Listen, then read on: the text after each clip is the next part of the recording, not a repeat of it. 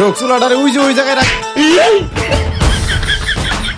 হালার পা হালার একটা কামও ঠিক মতো করতে পারছ না। চুলাটা ওনে রাখতে কইছি, বেটা আরেকটু লইতো আমার উপরে ফালাই দিতি। যা চুলা ওই জায়গায় রাখ। এই লয় এটা বাতাস দে, আমি কয়লাগুলা গুছাই। আচ্ছা ঠিক আছে, যা।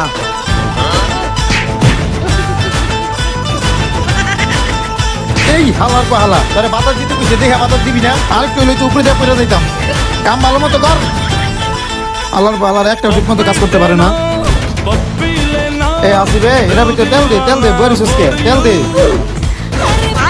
এই হালার পা হালা, তেল এরা ভিতরে দিতে কইছে, আমার হাতে দিতে কই নাই। কি করি তেল দে ভালো কইরা।